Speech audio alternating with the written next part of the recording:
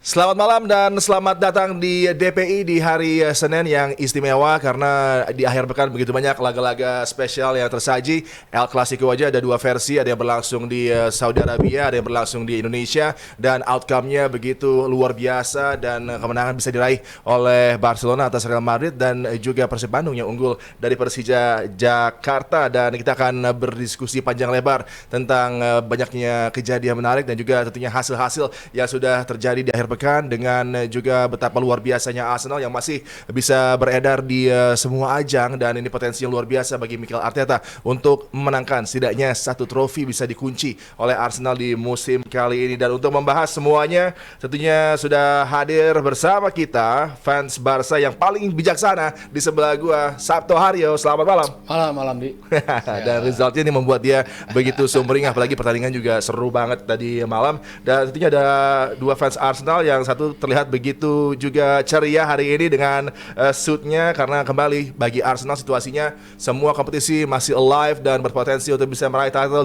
Selamat datang Aldi Bawazir. Ariani, sehat. Selalu sehat tentunya. Dan tentunya tamu istimewa kita adalah pandit yang traffic medsosnya dan YouTube-nya begitu membahana, dan karena dua laga klasik tentunya ini membuat dia menjadi tamu yang begitu istimewa. Bung Binder Singh, selamat datang Binder.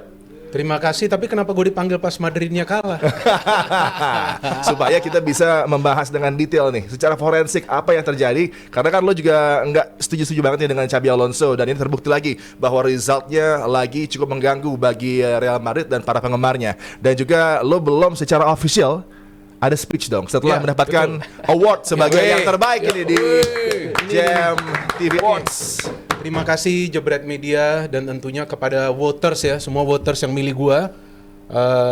Dan bagi gue ini sebuah penghargaan yang luar biasa. Ya, kita tahu juga kan Jebret Media ini adalah awarding yang ketiga ya, 3 musim ya, konsisten ya. Dan juga kalau Jebret Media TV yang dulu namanya Jebret Media ya. Jebret Media kan udah berapa tahun lo? Gak kerasa lo, dari 2019 ya. Konsisten. 6 tahun sudah. Iya kan, konsisten. Orangnya ganti-ganti tapi jebretnya masih beredar. Nah itu kan yang ngeri kan. Jadi seperti yang gue pernah katakan sebelumnya, jangan lihat orangnya, tapi lihat brandnya ini. Jebret Media ini kayaknya meroket, tapi Madridnya mungkin merosot kan? Luar biasa Binder Singh yang terbaik di antara kita. Tapi tentunya setelah menjadi yang terbaik, kesuksesan juga tentunya banyak yang coba mengganggu, coba membuat situasinya mungkin agak lebih menarik buat Binder Singh di setiap harinya. Dan dari social media Binder Singh sudah berujar, ini arahnya kemana nih Binder Singh? Wah ini bahaya kalau di arah ini. Karena yang pertama satu lagi ini gue ada tulis ya, ini terserah ya. Oh lupa gue, benar-benar gue lupa, terserah. Nah ada komentar-komentar juga ya. Yang pertama gue ingin meralat Adi, gue bukan yang terbaik ya kan, tapi kita semua di sini dan juga lain-lain pengamat, mereka semua juga terbaik, karena semua pengamat atau konten kreator itu punya sudut pandang tersendiri. Dan kita harus respect. Kalau kita memang nggak sependapat, ya kita counter juga dengan kita punya POV juga, dengan kita punya sudut pandang, ya kan. Jangan langsung kita memberikan komentar-komentar yang negatif. Kalau gue sudah biasa DM di YouTube, di DM anak gue, karena kan udah tahu mereka anak gue punya ini. Tapi gak apa-apa, gue justru berterima kasih yang memberikan gue saran, kritikan, kemudian juga ada hate comment, karena dengan begitu kan gue ya lebih kuat lagi. Ya kan, gak apa-apa, kita harus terima. Sebagai pengamat yang sekarang sudah punya YouTube channel dan juga aktif di sosial media, gue harus menerima segala bentuk cacian, makian ke gue atau juga saran dan kritikan, itu gue harus terima. Dan gue bukan tipe orang yang wah gue laporin lu polisi, capek, masih banyak kerjaan bagi gue. Iya kan, buat apa? Gak apa-apa, kalian enjoy juga lah. Kalau mau maki gue, mau apain gue, gak apa-apa. Gue terima. Kalau komentar gue selalu dibuka kecuali gue lagi fitness. Ya, kalau gue lagi gym kan gue gak bisa baca. Jadi gue ini dulu, gue pikir lu tempel di kaca gym tuh, tempel di kaca gym terus takutnya dari 30 kilo 60 panas baca ininya. Tapi gue jujur ingin berterima kasih kepada semua netizen. Pokoknya netizen plus 62 itu adalah yang terbaik. Terbaik ya? Kalau menurut gue terbaik. Bahkan begitu banyak kasus yang bisa mereka buka. Iya betul. Iya kan, kita jangan bicara soal olahraga aja. Iya kan, apa gak goyang tuh kalau ada yang serang dengan netizen kita, iya kan? Ya, Binder Singh Bahaya. sangat humble dan itulah dia dengan karakter yang luar biasa. Dan sebelum kita membahas El Clasico yang berlangsung di Saudi Arabia dengan situasi yang begitu menarik antara Barcelona dengan Real Madrid, kita menuju ke persaingan FA Cup di mana Arsenal menghadapi Portsmouth mendapatkan tantangan di awal laga, tapi kemudian responsnya luar biasa dengan pergantian yang cukup masif di skuad mereka kemarin, tapi di outcome-nya kembali ada kemenangan dan juga begitu meyakinkannya penampilan dari Gabriel Martinelli yang sempat mendapatkan begitu banyak kritisi ya di social media juga dengan bagaimana dia berperilaku terhadap Conor Bradley yang mengalami cedera, tapi kemudian dia tampil begitu sempurna kemarin. Iya, kalau soal kemenangannya tentu ini kemenangan yang sudah hampir dipastikan emang Arsenal layak yang menang juga gitu, bukan kemenangan yang wow luar biasa, fantastis, masif, enggak ya Portsmouth, come on gitu kan. Dan ya benar bukan pekan yang mudah bagi Gabriel Martinelli yang di laga menghadapi Liverpool dan situasi yang dia bersama Conor Bradley yang dia katakan bahwa gua nggak nyangka bahwa ternyata cederanya sebesar itu dan dia pun langsung setelah pertandingan memberikan statement permintaan maaf dan ke Conor Bradley, dia bilang gua udah minta maaf. Dan Bradley juga udah maafin karena situasinya emang waktu itu panas. Bahkan pelatih Liverpool pun sadar bahwa emang nggak gampang bagi pemain yang benar-benar butuh gol, lu nggak bisa menghadapi wasting time kayak begitu. Si Arne Slot pun menyadarinya itu. Dan kalau soal permainan kemarin, ya ini coming back from dibilang idiot, dibilang disgraceful sama Gary Neville di Sky Sport. Ya ini tentu akan menjadi hal yang luar biasa juga bagi Martinelli. Dan ini yang dikatakan bahwa Martinelli ngomong bahwa lu main di klub sebesar ini, lu harus punya karakter yang juga luar biasa. Bukan berarti terus lu turun dijelek-jelekin, caci maki tadi kayak Bung Binder bilang bahwa cacian itu bukan menjadi hal yang membuat kita turun, tapi itu membuat kita makin sour, makin berkembang gitu. Walaupun kesel juga sih. Walaupun kesel juga ada ya. Kesel juga. Jujur mah ada ya. Tapi diamin aja. Itu dia. Habis gimana? Sekarang gue kalau berbeda pendapat dengan orang yang mengatakan ETST atau ET out, gue bilang ETST, dia bilang bazar ET, kan lucu. Nah ini yang repot, gak apa-apa gue intervensi sebentar biar rame itu. Udah naik, udah berapa views? Makanya. Lanjut. Ini gue belum bahas Persib loh, janganlah. Nah gue bahas Persib bilang Boboto, padahal apa urusannya gue dengan Boboto? Tinggal nggak di Jawa Oke, Barat. sorry, gue intercept. Oke. Iya sih, nggak apa-apa. Dan ya itu, kalau secara permainan ya lagi-lagi Arsenal memanfaatkan set piece dengan baik, di mana situasinya Arsenal mengganti 10 pemain di outfield, hanya misalkan satu yang bermain di laga menghadapi Liverpool. Ini merupakan sebuah, kalau bahasanya Mas Haryo, ya ini lagi-lagi privilege yang dimiliki oleh Arsenal, bisa mengganti 10 pemain dengan level yang mungkin tidak begitu jauh kualitas pemainnya dengan first liner gitu. Jadi buat gua kalau soal kemenangannya ya udahlah pasti menang gitu. Cuman dua mereka menang dan nggak ada lagi yang cedera. Tambahannya ini menarik, ini bagus, ditambah kelihatan banget saat menghadapi Liverpool. Pemain kayak Luis Kelly butuh banget emang menit bermain, kelihatan banget untuk menghadapi Liverpool. Itu adalah titik terlemah dari Arsenal. Itu lagi apalagi menghadapi Frimpong yang punya kecepatan luar biasa. Nah, next nih nanti menghadapi Chelsea, Carabao semifinal, ini akan tentu menarik juga. Ya, Binder, melihat situasinya bagi lini serang Arsenal dengan hadirnya kembali Gabriel Jesus, kemudian juga sudah fitnya dan bermain lagi Kai Havertz. Nasib dari Gyökeres gimana, Binder? Karena lo juga mungkin melihat ini pemain tidak dalam kondisi yang positif untuk Arsenal, pembeliannya sangat mahal, tapi fungsinya belum bisa digunakan dengan baik. Dan ini menjadi satu alarm bagi Gyökeres tentunya dengan hadirnya lagi Kai Havertz. Iya betul, tapi Gyökeres ini kan dibeli bukan untuk sebagai pelapis ya. Dia dibeli untuk sebagai starter. Dan memang dia belum bisa banyak mencetak gol, mungkin juga karena cara bermain dia beda ya. Sekarang di Arsenal gak seperti di Sporting ya. Karena kalau di Sporting itu kan dia lebih ke finisher. Tapi di Arsenal dia harus involve dalam setup play. Jadi ini gak gampang bagi dia. Nah, Havertz kenapa menjadi salah satu favorit Arteta sebelumnya ketika memang mereka tidak punya striker murni yang bisa banyak mencetak gol, karena Havertz itu sering terlibat dalam setup play. Kalau nggak dia kasih assist, dia kasih umpan kunci, tapi memang bagusnya dia bisa mencetak banyak gol. Kalau nggak salah musim sebelumnya 9 gol dia di EPL ya. Ya top scorernya. Iya, tapi gue gak yakin sih dengan kembalinya Havertz kemudian Gyökeres akan digeser karena dia adalah pembelian yang mahal. Dan itu target dari Arteta untuk datengin natural striker. Tapi bagusnya dengan ada Havertz, ya ini kan akan ada persaingan. Tapi kalau Gabriel Jesus, gue gak yakin sih akan masuk ke starting lineup. Iya, gue gak yakin sih, karena ini kan kemarin karena lawan Portsmouth ya, lawan Portsmouth oke lah, dia dikasih kesempatan, karena Jesus itu kan sudah dikasih kesempatan sebelum-sebelumnya.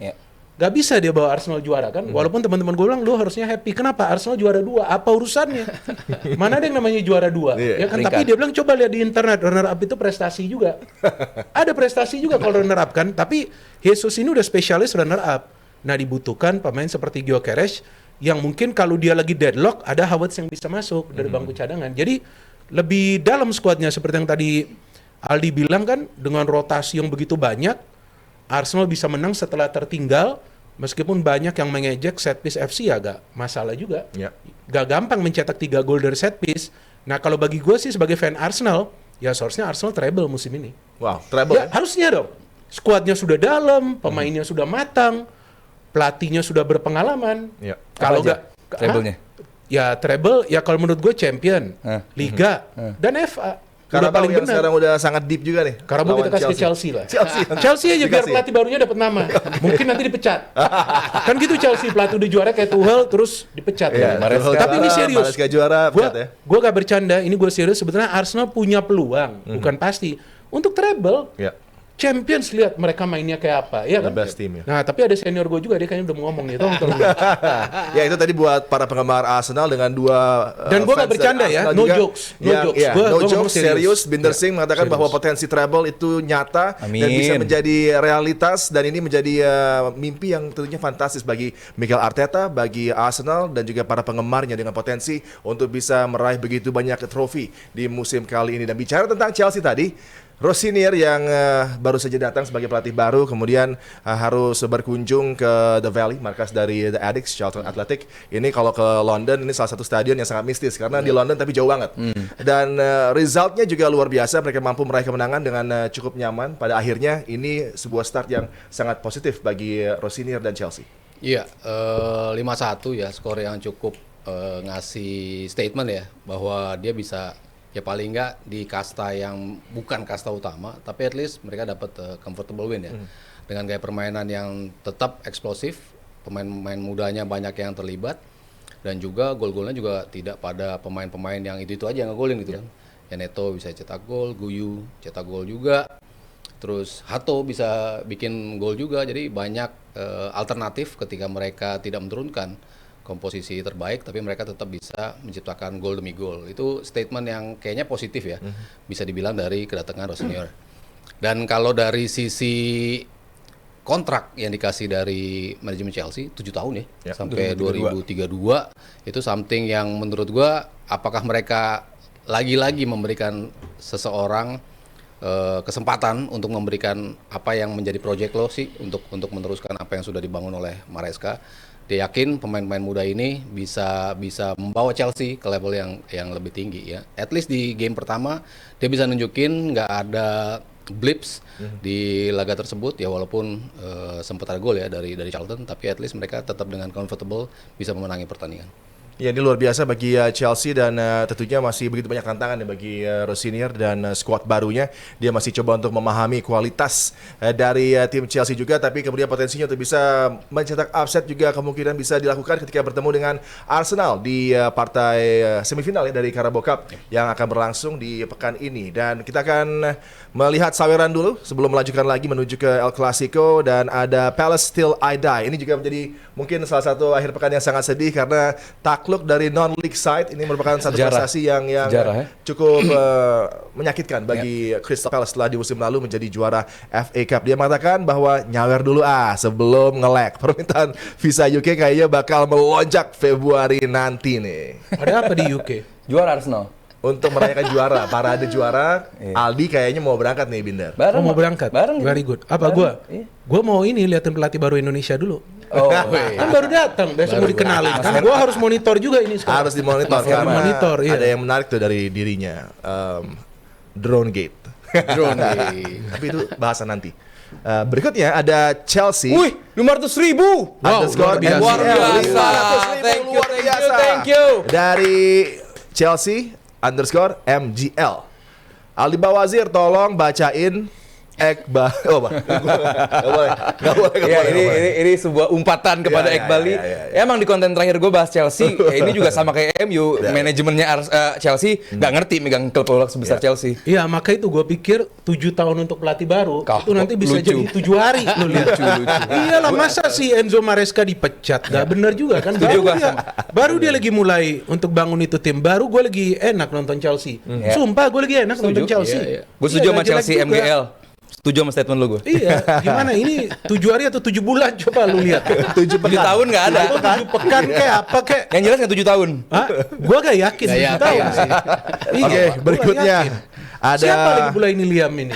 Masih lebih oke Enzo menurut Liam gua. Rossinier pernah menjadi asisten dari beberapa pelatih, Oh. termasuk Wayne Rooney di Derby Wayne Rooney. County. Di Wah, Derby mau County. apa lagi yang lu harapin? Ya, berikutnya penonton DPI ini yang mengirim semangat lagi karena nggak ada tambahan player.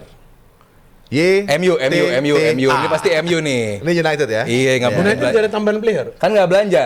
Pelatih Katanya tambah. nggak belanja. Manajemennya nggak belanja. Katanya- Pelatih katanya ditambah kan, katanya Ole mau balik. jangan. Katanya mau balik. Oleh mau balik sebagai pemain. Lebih ke Michael Carrick kayaknya arahnya. Dan bicara tentang pemain yang berpotensi ke United, sepertinya ada bid yang sudah di launch oleh United 35 juta euro sepertinya untuk salah satu pemain dari Atletico Madrid. Itu menjadi update terkininya. Posisinya? Hah? Lapangan tengah. Ini apa nih? Oke. A1 atau apa nih? Wait, satu. Conor Gallagher. Masuk ini. Conor Gallagher. Llorente. Llorente. Iya, Oh, Llorente. itu sih. Midfield oke. Lumayan juga. Iya, makanya Semenyo ditawar sama MU, nggak ngerti itu gua. rumornya. Katanya akan ada trade ya dengan Ugarte. Oke, berikutnya